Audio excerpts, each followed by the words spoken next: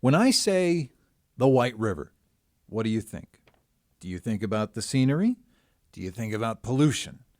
You'd be forgiven. These days, maybe you're not thinking about pollution. This morning, I'm joined by a couple of people with the effort known as Discover White River.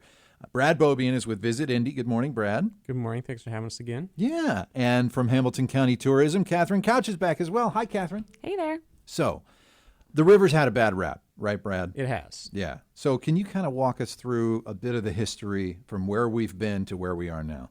Yeah. So in short, once Indianapolis discovered the White River was not navigable and we couldn't use it as a source of trade, we treated it as a conveyance of pollution. And so that's the first 200 years of Indianapolis history. And that's not unique. A lot of cities did that.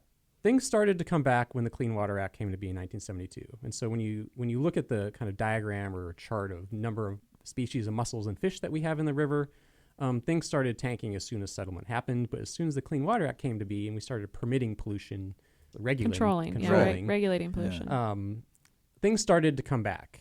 And so it's amazing how quickly nature will recover. It does. Nature knows how to heal itself. Like, this is what it does, right? And that rebound was going well until 1999 when there was an infamous fish kill.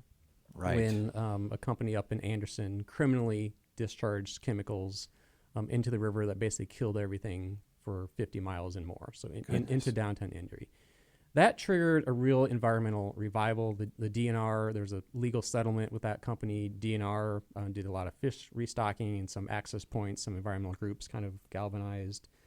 And really today the river is cleaner than it has been in generations. Now, this is a comeback story. It's really one of my favorite comeback stories. And so a lot of people have this, it does have a bad rep. People think from the 50s and 60s, maybe when they experienced it growing up or their parents experienced it, that's not the White River we have today. We just cut the ribbon on the biggest water quality improvement project in central Indiana's history.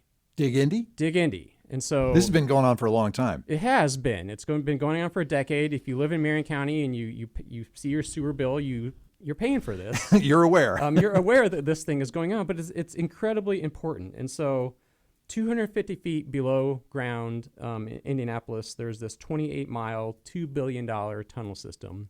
And that tunnel system basically captures, in Indianapolis, as well as in Noblesville and Anderson, and 800 communities across the country, they have this waste system where the storm water that's coming off the street in the parking lot goes in the same pipe as the household waste coming out of your house or business. Blech. And it works great.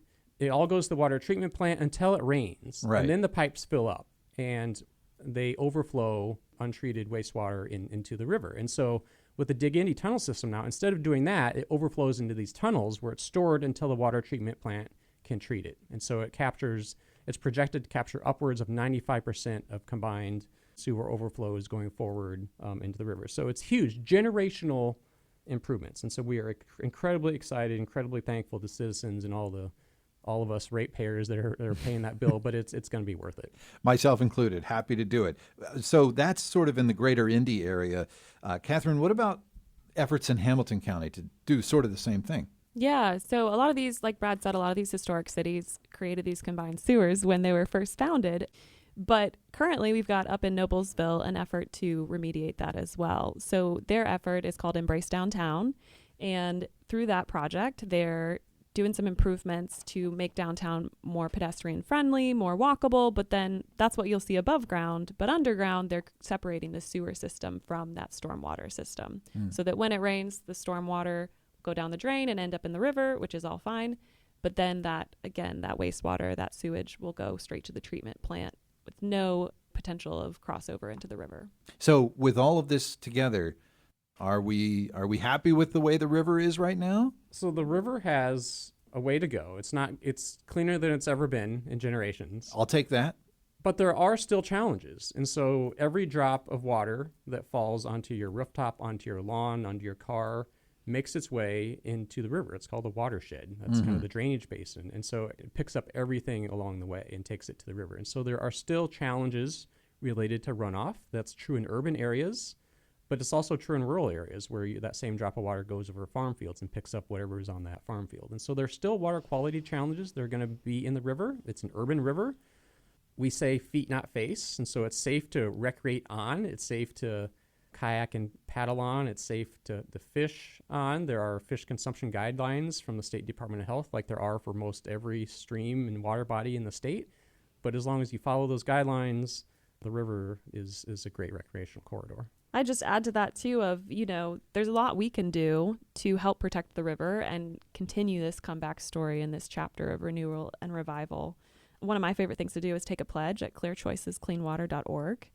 And at clearchoicescleanwater.org, you can learn a lot about what you can do to take care of the river. Something like, being responsible with your fertilizer on your lawn, because a lot of that, if you over fertilize your lawn and then it rains and it goes straight to the river, it's not fertilizing your lawn in the first place. You're wasting money. Yeah. So take that pledge, save money, but also contribute to the health of the river. Pick up your pet waste, plant natives that can slow down water to help that infiltrate back into the soil rather than running off.